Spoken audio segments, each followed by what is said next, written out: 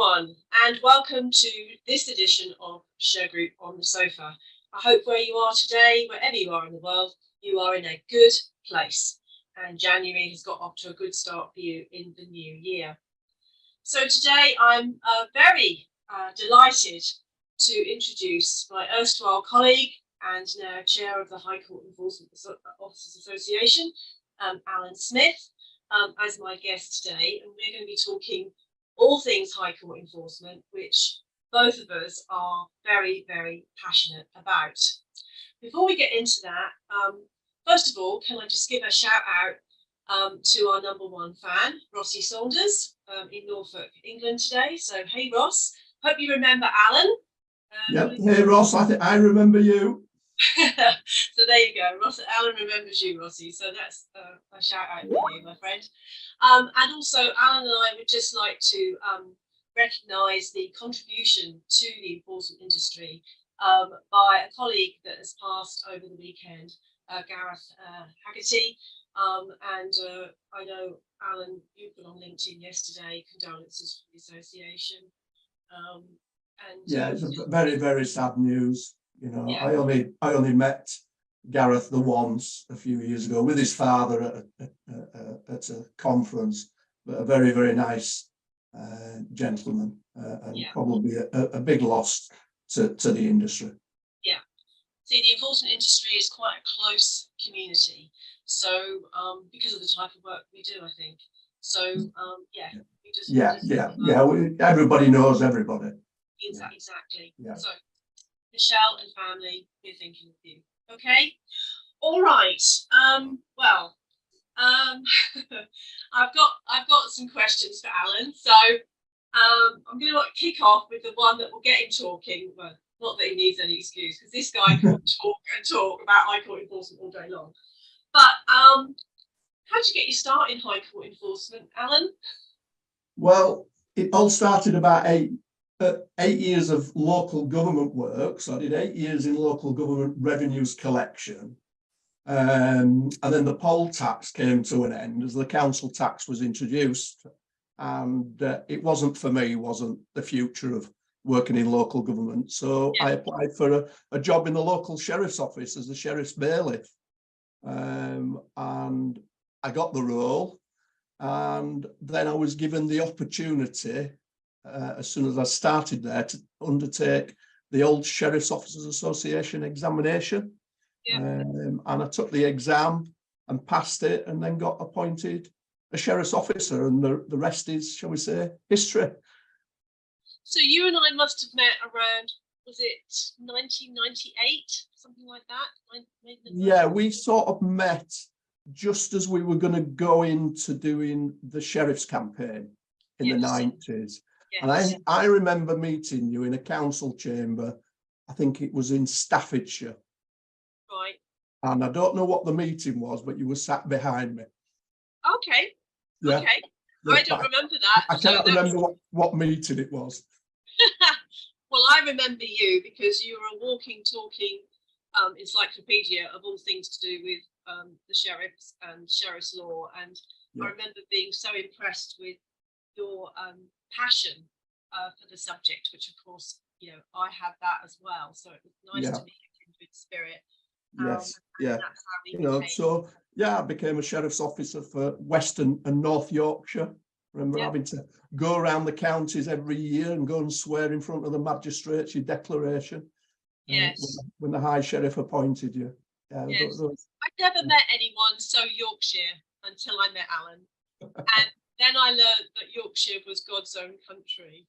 Well, it is, and it still is, Claire. And then I started coming to Leeds, and I loved Leeds. And we had some good meetings and events up there with Alan it's very, very vibrant. Still is Leeds. Yes, very much so. Yeah, it's a fantastic place. So but probably one of the best moves in my enforcement career, leaving local authority. Definitely. No, you've embraced it there. Sorry. Time passed, and we were able to negotiate with government to set up the High Court Enforcement Officer role, Yes. as successor to sheriffs. And of course, you are now chair of the High Court Enforcement Officers Association, and I am a past chair. So I understand, some of what you do, although the world has moved on since I was in that role. So tell me, what does the HCOA do today? What's its its role's not really changed since you were the chair. It's there to represent its members, but it also acts as a voice for the profession. So not just to government, but out into the wider world, because it plays, I think, a big role to get the message out about what our members do, and more clearly what they do for what we know as UK PLC, which is the companies in the UK who are owed all their debts, small to medium enterprises, but also, as I keep referring to this lady, and I've never met her, Doris down the road, who's had a bad job done by the builder and wants her money collecting. Yes. That's who we represent, right across the spectrum of anybody owed money. Yeah. We represent our members, but we can voice what those people who use us also are saying about what's going on in the world of enforcement. We help creditors, we inform debtors. So if you go on our website, we do give information out about what debtors should do. And the key thing we do is ask debtors they should engage with the enforcement company. Don't just ignore any communications you get, engage with them. And also we will support government where they need our assistance in any reviews and consultations. So very, very much similar to what you did, Claire, when you were chair. Yeah, it's all good stuff. And honestly, government, if you're listening, because Alan is on this on this recording, we are a success story for you. People like Alan and I, we made the regime that you wanted to put in place work, and and we're still 20 years on in our careers, we are still pushing forward. And we've always set ourselves, Claire, as the exemplars in enforcement. Yes, exactly. So we are the standard that everybody should meet. Yes, and I think people know that, and I think people have come to respect that in both in the industry and in the corridors of power. And I think our users, the court users, they see that as well. Oh yes. The quality of the service that we all provide. Get into that in a little later. So how has becoming a High Court Enforcement Officer changed from when you and I took up our appointments in 2014 to became High Court Enforcement? No, 2004 we became High Court officers. New regulations 14. Yeah, quite right. Well, obviously, when I joined, I joined the High Court world in 1993, and then that's when we were sheriff's officers. The old exam then was a three-hour exam, mainly based on the Red Book. A few other books if you could get your hand on an old Mather and have a good old read of it. Also then it was based on a 1,500-word thesis. And I did my thesis on third-party claims interpleader. And your book, Halesbury's on interpleader, came in very handy, the little brown book, which I still have on my bookshelf. Good. I still have mine too. And now we've moved on. So we've now got a new education pathway for about the last 9-10 years, which is run independently by the CICM. It's made up of assignments, it's made up of an exam, and also the logbook that traditionally was dealt with through the association is now dealt with through the CICM. So totally independent now. And it gives students I think it gives them something to focus on. Whereas under the old exam, it was you were put forward by your sheriff's officer, go and do the exam, and you'd go and sit in a room in a hotel, and you'd sit this 3-hour exam. Whereas now, there's a lot more there, things available for the students to use, and we're more regulated. Yes, we had the Sheriff's Act, but I think the TCE Act and the Taking Control of Goods regulations and everything that sits around it with the civil procedure rules, there's a lot more to it now than just the Sheriff's Act. Yes, it's a huge it's changed a lot, and you have to know how to pick your way through those regulations. Yes, you do. When you're dealing with things. Whereas the Sheriff's Act was generally very simple because everything was in the Red Book. The answers to almost everything was in the Red Book. Now it's not. The Red Book's a good guide for certain areas of our enforcement that we still do, so writs of possession, delivery, etc., but not writs of control. It's some of it's okay, but it is outdated now for that.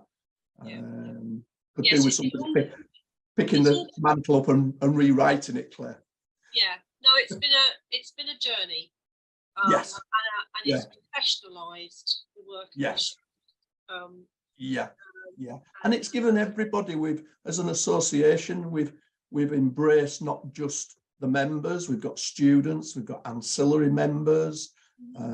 So we want to embrace not just the full authorised officers. We want their members of staff, their team, if they want to join, even if you just become an ancillary member, you will get communications from the association and they can feel part of something. Yes. And you've recently launched the logbook into level 4 qualification? Yeah, it's in the level 4 because it always used to come at you do your level 4 with the CICN, and then your logbook would have to be then signed off by an authorised officer and submitted through the association for someone within the board of the association, not associated to you, to sign it off. And one of the things we grasped a couple of years ago was this can't carry on like this. It needs to be independent. And actually does not part of the examination and the assignment process, certainly the assignment, it covers practical, not just theory, and therefore is not the evidence in those assignments what you're actually evidencing in a logbook anyhow. So it was better to bring it together, and the team at CICM, Debbie Tuckwood and a team from the association have worked with them, and they've developed this new level 4, which we launched in the autumn of last year. Well, of course, I was lucky enough to be chair of the association and the vice chair of the ICM, before it became CICM. And shout out to Philip King and Debbie Tuckwood, who took our association seriously enough to build this up. And I know a hell of a lot of work has been done after I left. And we've got a ballpoint about 30 students going through the qualification at some stage, at some point in their pathway. Right. So there has been a definite journey there to professionalise not only the work of High Court enforcement officers, but their education that helps them achieve authorisation. Yes, we have. So, what advice would you give for anyone, to follow your kind of career, starting off as a? Well, when I started my career as a sheriff's bailiff, I was lucky enough during my career in enforcement. I've had some good, excellent mentors. Before I became qualified, I had Peter Leach, who was the sheriff's officer in Bradford, who guided me through the examination to get to where I was in terms of being a sheriff's officer. So that was very fortunate. But then after I became qualified, and obviously I moved out of the sheriff's office in Bradford and joined yourself, Claire. I was lucky to have John Hargrove and yourself as mentors, because you did help guide me in areas that I thought I had enough knowledge, but there was areas I didn't have it, and I learned there as well. What would I say to somebody who's starting out? Get hold of as much reading material as you can, whether it's in a book format, you get it off the internet. Go on, if you're a member of the association, a student member, go on our members area and use the resource areas. Get the workbooks that the CICM produce and use those to help you through your studies. If you're working within an enforcement company, get your one or your High Court enforcement officers to mentor you along your journey, because you need that mentoring, because it's not just one piece of legislation really anymore, and one book that you have to learn. You've got to learn all the areas around the regulations, all the areas around the CPR, etc. So get that guidance. But if you're not within an enforcement business, you haven't got that, but you are journeying out on our pathway, do speak to the CICM, because they will introduce you to mentors to help. Right. So they have mentors, and that's the key thing. You need somebody to support you. Don't be just alone on your own trying to do it, because you need that help. Good. Well, that's a great piece of advice from somebody that's been up through the ranks, and look at Alan now. And I think what happens with this type of job is you kind of get the bug for it. I know we both have that. Yeah. And, so if you're, wanting to be an enforcement agent at a high court level, every writ is different, every job is different, and you've got to have the enthusiasm to grasp that. It's not a routine.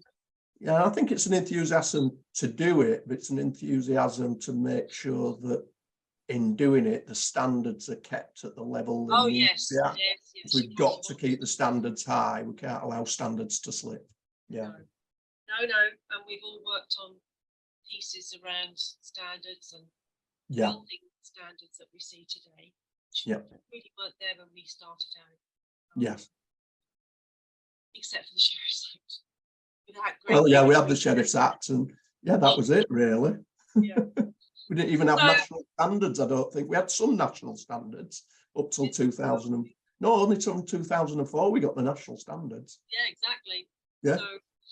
So there's some great advice there for people that want to do this type of work and come into the High Court arena.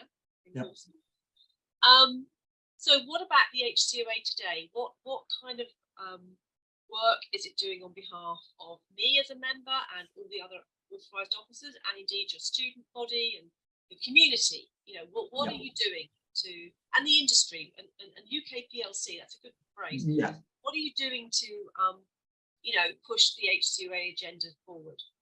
Right. Well, we'll focus in 2023 on three specific areas, which has started straight out of the stall, shall we say, this month, which is a long overdue fee review for our members of the Taking Control of Goods Fees Regulations 2014. Those fees have been the same fees by the 6th of April this year for 9 years, without any increase whatsoever. Yet all our members have faced increases across their businesses in running costs. Government in their review of fees, which were back in 2009, Claire, you'll remember when we sat in that room in Ministry of Justice with their officials and Alex DeHayen, he clearly made it clear even then that the fees should be reviewed on an annual basis. The Transforming Bailiff Action report clearly stated, yes, fees should be reviewed on an annual basis. And then when the regulations came out and the explanatory note that supports that clearly stated it should be reviewed on an annual basis in September based on CPI. And we're 9 years on and we haven't had that. And we have lobbied MOJ for a number of years now to get the fees reviewed. And finally, this month, they have put a small consultation paper out, which has gone out to our members so that we can get at last a review of our fees. What the outcome will be, we don't know. Our members have now got the questionnaire, and I'm hoping as many members of ours will submit a response. But it has gone out slightly wider to the creditor world, and MOJ have publicised it on their website that this consultation's out there. People want to take part in it. It's only a short window consultation because it closes on the 20th of February. But that is taking all our attention at the moment, the response that we're going to give. The other area that we're looking at is what we call our freedom of choice.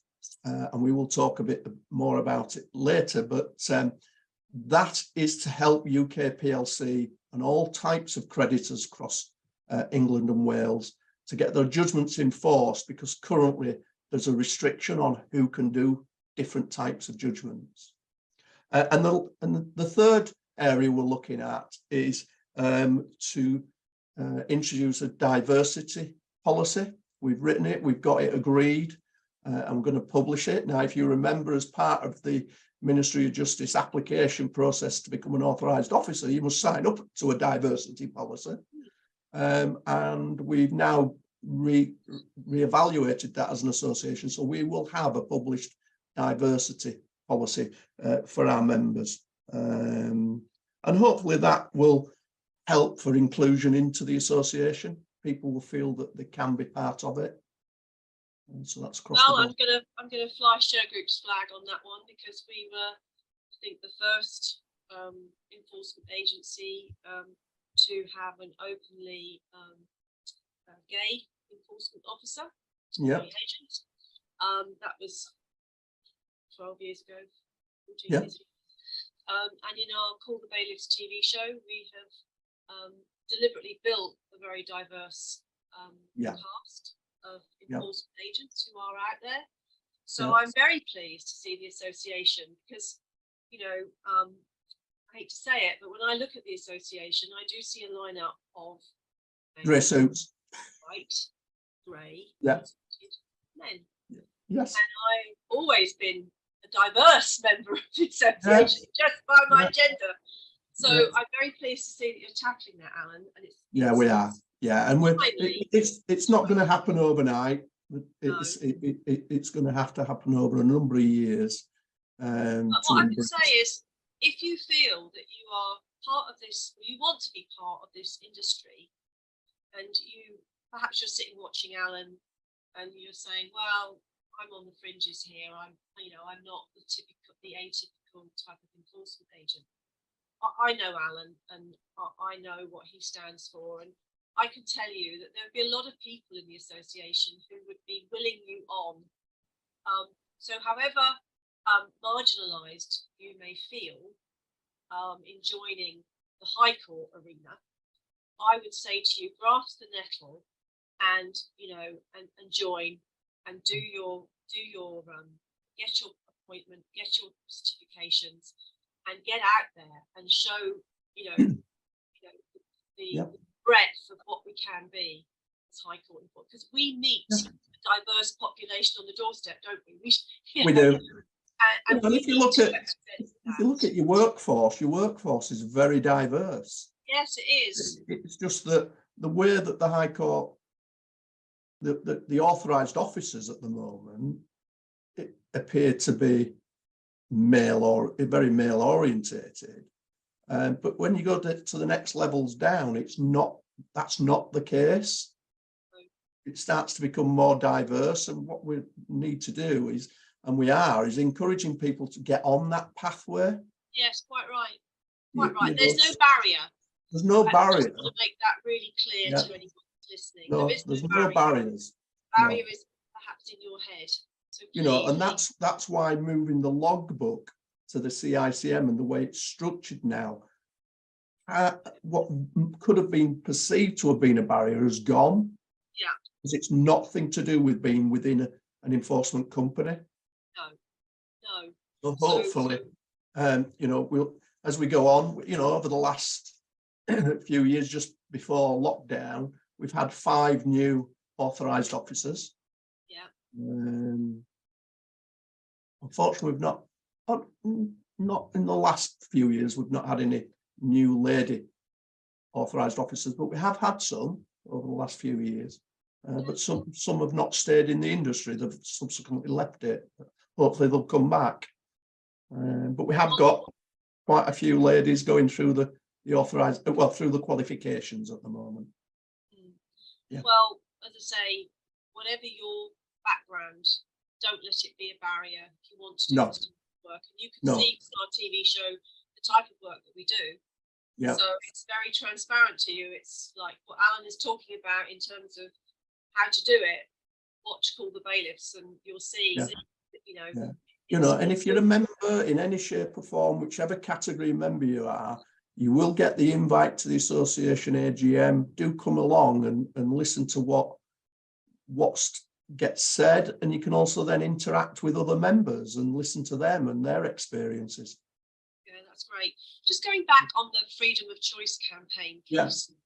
Yeah. This goes back to county court and the barrier, you know, this artificial barrier put in by government to say that under £600 and those regulated judgments regulated by Consumer Credit Act legislation can't come to High Court. I mean, what do you feel about that? I mean, we've been lobbying for that for years. Where do you stand on if anything, Claire, if you remember, that lobbying started when we did the sheriff's campaign back in the late 90s. Yes. Because if the wolf reforms had their way, we wouldn't even be having this discussion probably today.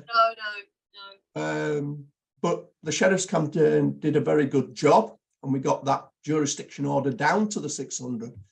I have racked my brains over the last year or two while we've been doing this freedom campaign, thinking, why did we stop at 600? Yeah.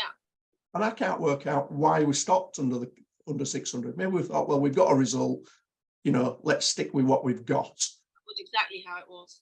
Yeah. But I can remember in 93 when I joined the sheriff's office, we had writs then that were consumer regulated writs. Yes. They were ones of a hangover pre the 1991 legislation. You know, so we did them no different to what we did our normal ones. And as we know, the reason for the 91 legislation is all to do with interest on interest that was said in the House of Lords.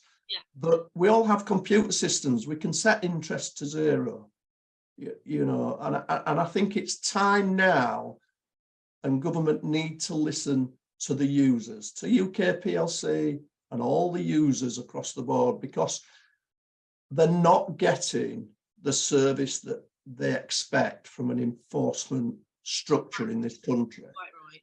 And what that means is if they're not getting a proper, effective enforcement structure, is that everybody who pays a bill somewhere will be paying for those that haven't paid. Yep. So your utilities, even your services that you go and buy in the high street, factored into those costs are for people who don't pay. And if there isn't an effective enforcement regime, those costs will only go up. And it's time for change. And, you know, we did our surveys. We've done 2 surveys in the last few years. We did one, if you remember, back in 2015. Yes. And then obviously we then did one in 2021, just as coming out of the pandemic. And then we did a further one last year, which had some additional questions to it. And I've got some figures which basically show that 97% of court users want freedom of choice. They want to choose between a High Court enforcement officer or a county court bailiff. And that's not just for debts under 600, that's including regulated judgments. Yes. Yeah. Because you think some of those regulated judgments, the larger ones, they could be judgments actually that limited companies have got that are trading, and we're actually enforcing other judgments against those types of customers anyhow. Same with the under 600, you know. Don't you think it's a failure by government and judges. I'm gonna rope the judges in here as well. Don't you think it's a failure by these pillars of the justice system to grasp this nettle and understand that this type of survey that the association have carried out is independent and in fact you're denying access to justice by not big UK PLC but by Doris, because Doris got her judgment for a costs order or damages, and maybe it's just £590, and now Doris can't get a bailiff to the door for 3, 4, 5 months. If getting him one at the door even sometimes, and yes, that's where it's failing right across the board. It fails completely. Only 4% of court users felt that the current system met their needs. Are you listening, anyone out there? 4% support. Felt that the High Court system shouldn't be changed. Everybody else wants freedom of choice. Yeah. And isn't it true to say, Alan, that the hurdles to transfer a judgment are, that's very that's a lottery on which court, which district registry, isn't it? It's very, very difficult. But one thing that government have been doing under some of their reforms, and they did start these quite a number of years ago, and a team from the association worked with MOJ, but then it was stopped, was an electronic transfer up process. Yes. And if you remember at one of the luncheons, we had a demonstration on big TV. It was all on the wall. Yeah. Lovely. Yeah, and the guys that had done that were there to be able to be spoken to and understand it. And then that got sort of shelved. But I'm pleased to hear that it's coming back. That is coming back as part of their reform, digitisation reforms. So the way ahead is got to be that get that in place, the digitisation for transfer up. The rest of it, the simple tick box exercise of changing that legislation and then let the customers choose. But without that digitisation process, the courts I don't believe would be able to cope with the wave of change. We can cope, but they wouldn't be able to cope with the current way of transferring up. No.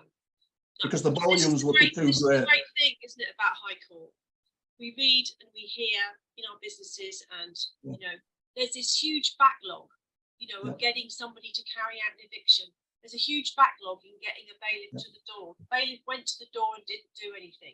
You cannot pin that on High Court enforcement officers or their agents. No. There is. I keep saying this. There is no backlog in High Court, and if we need to scale up, that's what we do, don't we? We have to scale up. Yeah. And that will be. And obviously, if something like this changed, we'd want a lead-in time because we need to scale up. Because I think it would be a monumental change. I don't think it'll just be shall I or shan't I? I think it'll be, I am going to use it. Yeah. But what I would say to anyone, in officialdom is bring it on. Yeah. Because your current system's not working. It's broken. So, and we are working. So what's your problem? Yeah, let's get into that. I think. And we've got our campaign over. We've lobbied it. You've probably seen what we've been doing. It's on LinkedIn. We've lobbied government. We send it out to the judiciary. And I think some of the judiciary are interested in it now. Very interested. Yeah, which is good. Which is very good. Robert Turner, who was the senior master through these changes, and who was such a fantastic advocate for us. And we were so lucky to have him as a mentor. And supporting the association, and we missed that a bit, to be honest. Yeah, and there's bits of me think, well, maybe should we have been doing something like this a lot of years ago, even when we were sheriff's officers before the 2004. Should we have a number of years? When we did the sheriff's campaign, we were clearly going for non-regulated and getting that level down, because it was £2,000 originally under Wolf, and we wanted it would have just wiped the industry out and we got it to where it is, which was a result. But maybe once that had settled in and bedded in, we could have resurrected it and been doing this, some 20 years ago. But we are where we are.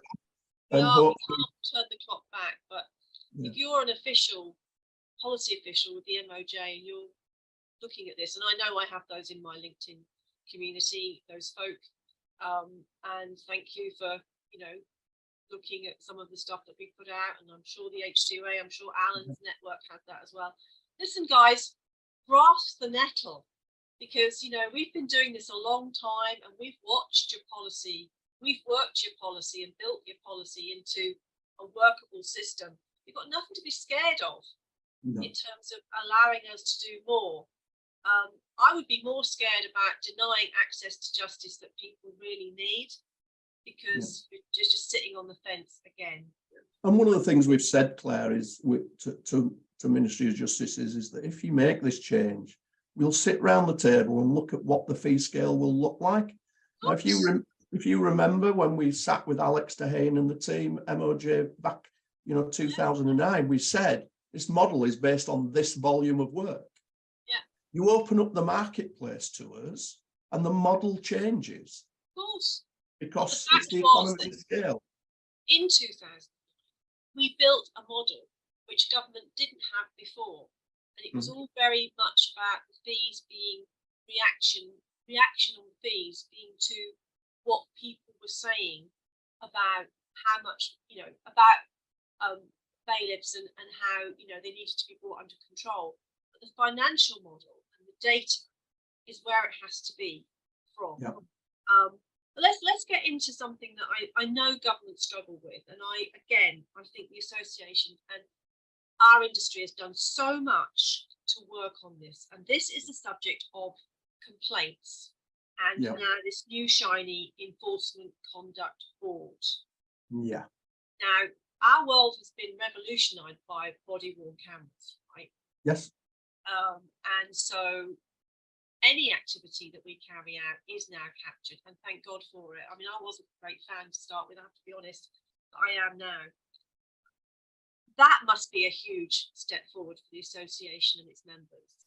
I think, yes, the introduction of body-worn cameras, we were talking about this only yesterday in a meeting, and we think it's probably about 2015, 2016, when they first got introduced into the sector.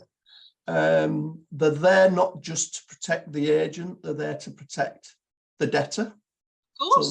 So it shows the story of what's gone on. When you get a complaint, the first thing you should do is capture that body-worn video footage, because it helps you deal with the complaint. It can help close the complaint down very quickly and get a resolution for it. In terms of any complaints procedures, certainly when it comes through to the association, it can help in terms of what's gone on. I think the one good thing about our members is that we have data on volumes of complaints. So we know how many we've got, we know how many have been satisfied, how many rejected, upheld. We've got the data. It's not just anecdotal, it's accurate data, and we can go and we can even say what type of complaint. Was it about fees? Was it the enforcement agent's actions? Might not even be the enforcement. It could be just the way somebody spoke to them on the end of a phone in the office. But it also works the other ways, that it's not just the debtors that complain. We get customers that complain because they're not happy with, maybe has the officer followed the regulations to enforce their writ. And so they can be complex, but the body-worn video has been one of the best pieces of technology. But actually, we've introduced it at our own costs. There's not been a legislative requirement to do it. So again, it's a cost, but it has helped the sector in terms of complaints.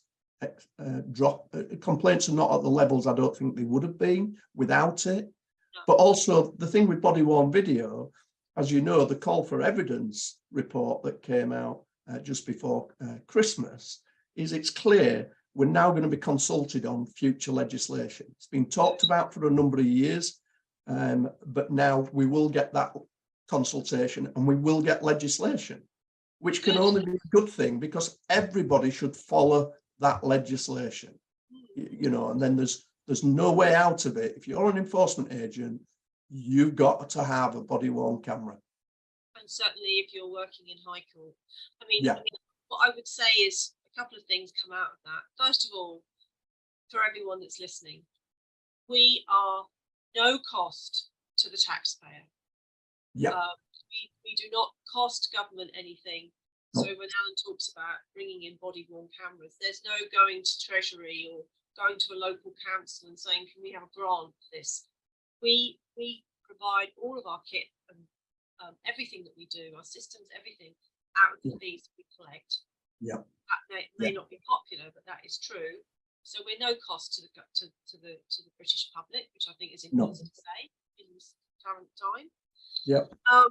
And for the Enforcement Conduct Board, I mean, have you started talking to those? Well, we obviously, as an association, we fully support the Enforcement Conduct Board and what it's there and what it's aiming to achieve.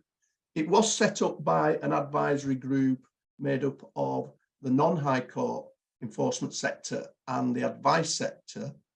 And we just sat and had a watching brief, basically.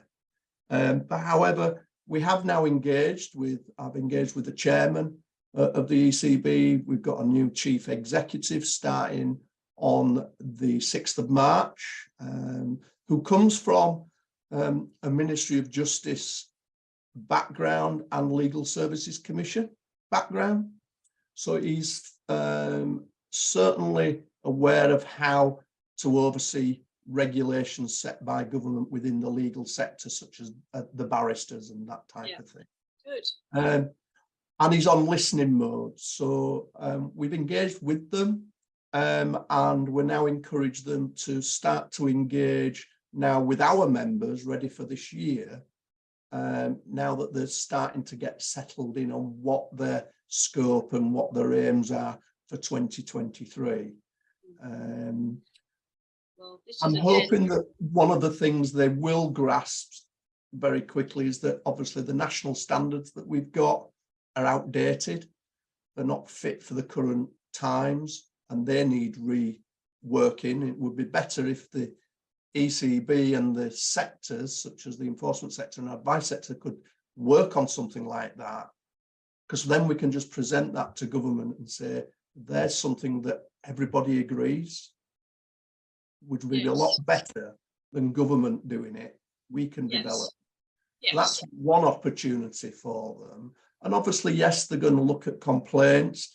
Whether they will handle complaints in the initial stages, we wait to see, but certainly giving guidelines on what is a complaints process.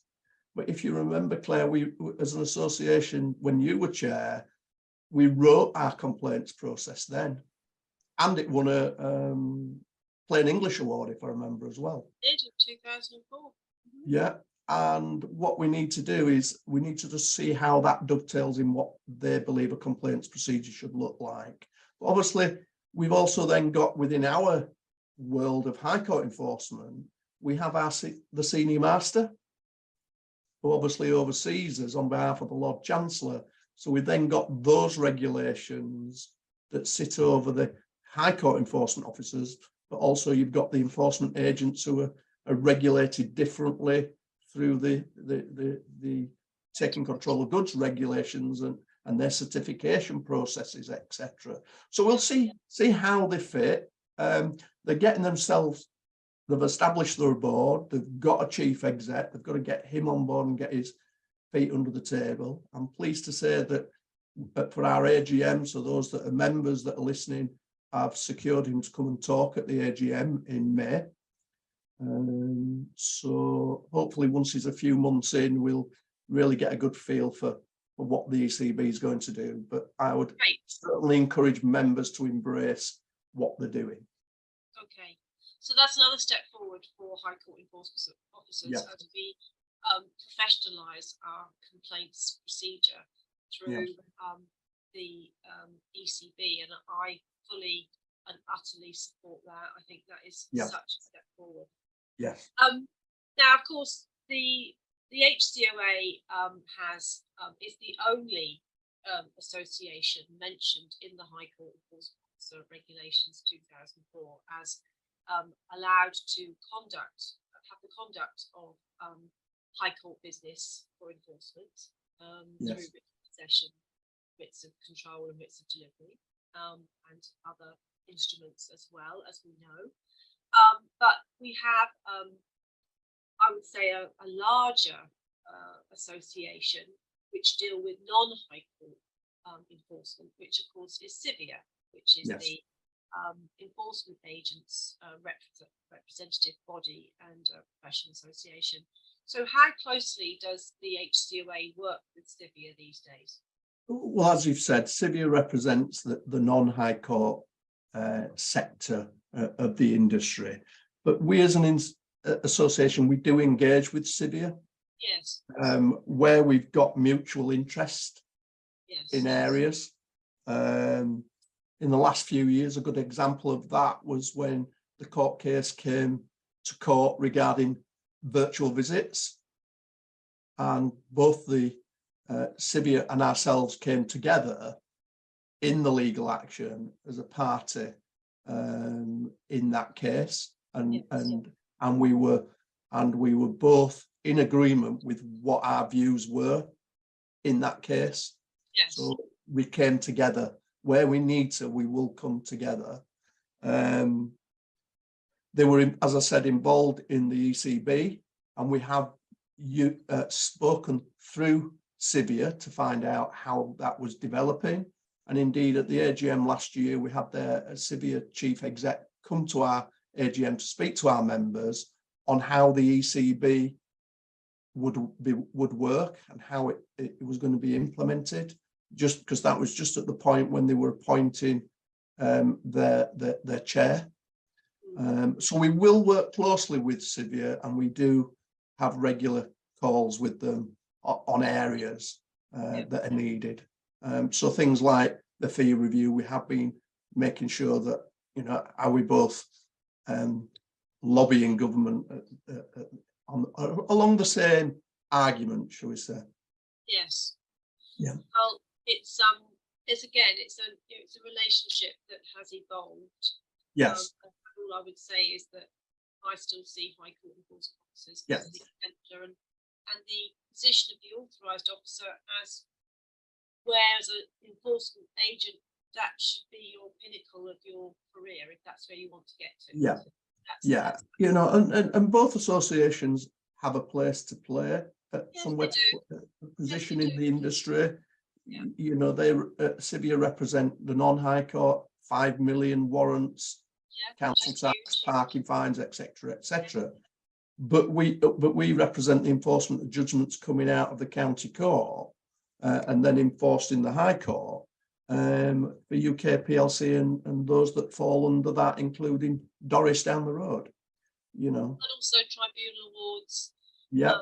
And compulsory purchase orders, and there's a lot of professionalism and expertise in High Court enforcement officers in the world of evictions and very large scale evictions, and so that type of work, that expertise has been developed over the last because some of the nature of the types of protester evictions that we do under writs of possession, they're complex.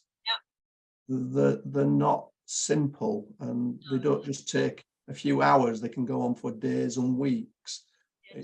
So it's a mindset, and also the qualifications that they have to undertake that type of work as well, because more and more, it's not just having your High Court enforcement officers qualification anymore. No, you've got to go off and get other qualifications in other areas. Yes, but that's good, isn't it? I mean, but again, I would say to government, who would do that work if you didn't have us? Yes. The police could do it. Oh, the police are stretched to do what they do now. Exactly. And the county court bailiffs don't want to do it. number of evictions that we do that they've walked away from. So, Yes. you know, we are the agency that, again, the ones to turn to and very happy to do it, aren't we? Yeah, we are. Yes. Yeah. So, okay, so we have seen, you know, 20 plus years of change in our careers in high court enforcement. What do you think the next 10 years will look like? I think the ECB within the next 10 years, we'll see it embedded in legislation. Yeah. It'll get statutory underpinning. So much so that if you're an enforcement agent or enforcement business, you will have to be part of it if that happens. Whereas at the moment, it's a voluntary membership, but I think it will become statutory underpinned, and Ministry of Justice have given a commitment to review that after 2 years of it commencing. Yeah. So we'll wait and see what happens there. We will see the regulations come in for body worn cameras, and that can be only a good thing, so that everybody knows exactly what we have to do, how long do we have to keep the footage, things like that, because that's one of the key areas is, well, how long do you keep the footage? You know, some keep it only a short period, some keep it for 90 days, you know. So that will certainly be coming in, and I think we will see, I'd like to see a consultation on that very soon. Maybe we'll get it just after the fee review consultation ends. We may then get the body worn video consultation, but it shouldn't be a difficult one to introduce, because there's already stuff out there in the use of body worn videos. The police have policies and guidance already. It already exists. I'd like to see, and I'm sure we will, some new national standards. The national standards we currently have seem to cover taking control of goods, but they don't go across all forms of enforcement. So we don't see national standards for writs of possession, writs of delivery, etc. So, you know, some of it could be, it could expand out a bit, shall we say? Yeah. So I'm hoping that will happen, and not have to wait, say, another 9-10 years for it to happen. It needs to happen now because it's 9 years old. It is that. And I'm hoping that if the current fee review gives an increase to our members, that government grasp the fact that they need to put within their regulations, not in an explanatory note, in the regulation, like the sheriff's officers in Scotland get, they get an annual review. That it's in the regulation what should happen, so that every September the fees should be increased based on CPI. And depending where inflation's at, if you go back to 2015 and 16, the fees wouldn't have gone up because inflation was so low, there was no increase. Because as you know, it's rounded up to the nearest £5. So I think those are some of the things that we'll see. But also, I think with the ECB, it's the standards that I think we'll see an increase in. That whilst they're already, I believe, at high level, I think they can be just that little bit higher maybe in certain areas. But there's not a lot that needs doing to do it. But I think the ECB, together with the association supporting it, can get the industry where it is. But one of the key things we need to also get across is that everybody out there still thinks we're bailiffs. We're not being called bailiffs since 2014. The terminology went out the window. So I always correct people and say, I'm not a bailiff, we're not bailiffs. Oh, you won't like the TV show name then? Enforcement agents, formerly known as. Unfortunately, the popular view, it's a bit like sheriffs. Some people an enforcement agent doesn't quite get the attraction of the public. So there's a few things that we just need to change the perception of who we are, and that's that we're there for the good. We're not bad, we're there for the good. We're there for the good, because in the High Court world, we collect money for everybody who's owed it, who gets a judgment through the county court. On the non-High Court, they collect outstanding taxes and fines that the central government and local government need to provide services to the public. And without it, they can't provide the level of services. Oh, well, that has always been the case.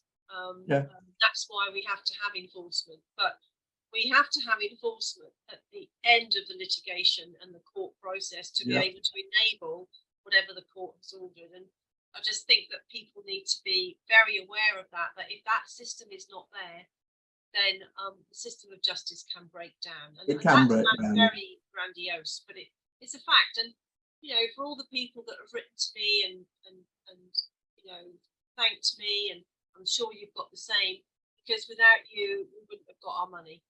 Yeah, we wouldn't have exactly. got our house back.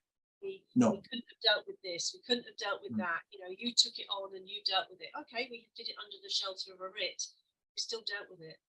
But some of these small to medium enterprises and, you know, the individuals out there who are owed money because they've had a bad job done or whatever, they're potentially our debtors of tomorrow if we don't get their money. Oh, yeah. Yeah, absolutely. You know, the landlords who are not getting tenants evicted because of the backlog in the county court to get the eviction, they're losing out on rent. They may have their properties on a buy-to-let mortgage, and the mortgage company are knocking on their door to say, you haven't paid your mortgage, we're going to repossess the property. And then they'll become a debtor of tomorrow. And it's a vicious circle, and the circle needs fixing so that we get out of that situation. Well, Alan, you're in pole position to drive that forward. Well, hopefully. Yeah, hopefully freedom of choice will come good in 2023, we hope. And all you officials listening to this, and people of influence, and solicitors, and other people that want an enforcement system, we want it to be fair and balanced. We are fair and balanced, but you need to support us, and you need to support the association, because if they use your support to demonstrate to government that there's the political appetite to make these changes, and without it, we're just a vested interest. Of course, we want more business. Of course, we want more fees. And of course, we want, you know, more transfer ups. We would say that, wouldn't we? But some of us are doing it not just for the financial gain, if any, so we have to reinvest that back in our businesses, but we're actually doing it because we actually believe in the system. And the good thing is the users want that change, Claire. That's the key. The users, the 97% want that change. But we need those users to vocalise it and to press a button on a survey and say, yes, I agree with everything. Yeah, we do. Every time something's out there, click, fill the survey out. You have power in your finger to make the difference to your enforcement world, of your experience of enforcement. And also, I suppose in the next 10 years, we want to see a more diverse enforcement agent and authorised officer community, which I was talking about earlier. So again, over the next 10 years, that will develop. But again, don't wait 10 years. You know, get going with your education pathway now. Yeah, and we want to see more and more new authorised High Court enforcement officers coming through the ranks. Yeah, we do. And certainly Shergroup is doing its bit to galvanise people, you know, into believing that they can be authorised and giving them the opportunity. So we're very proud of that. Now, Alan, that's a fantastic insight. I've learned so much today. And you've updated me so much on what the association is doing. So thank you so much. How can people find out about the HCOA? Well, they can visit our website, which is www.hcoa.org.uk. Also, if you're on LinkedIn, just search for the High Court Enforcement Officers Association and follow our LinkedIn page, because that's where we're certainly pushing a lot of our campaign out on freedom of choice. It will ramp up, once we've got the fee review out of the way. we will be focusing back on to the campaign. But keep an eye on our website, because we do put new things out on there. And again, I do encourage all followers, do complete our campaigns if we put one out there. And if you know anybody that you can influence within government, have a word with your local MP and ask them when they're going to make changes. I just want to give a shout out to Brooks Newmark. I don't know whether he'll be watching today, but he was the first, when he was a member of Parliament for Braintree, he was the first MP, if you remember, Alan, to go out with influencing agents.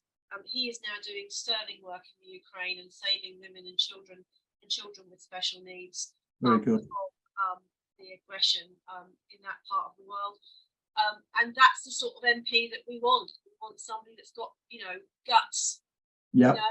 Not sitting on the fence. We don't need that. We need people that can get out on the street and understand not only our position, but the position of the public.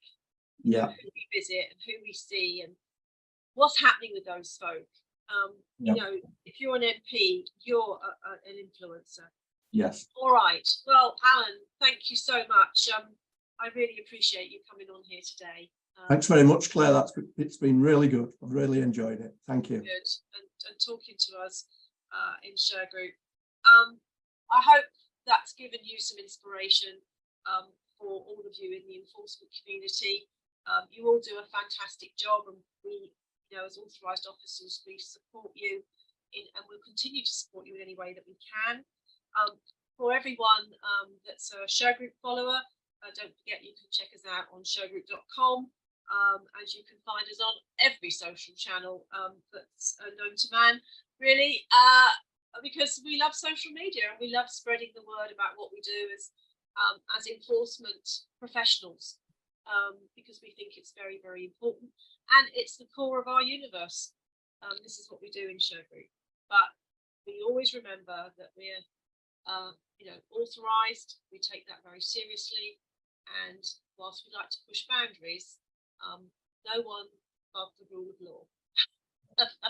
And so that's something that we all have to say amen to. All right. Well, thank you very much, Alan, and thanks everyone for listening in. And don't forget to reach out to Alan directly. If you want his advice or guidance or mentorship, fantastic guy to be mentored by. Okay. Thank you very much, everyone. Thanks very much.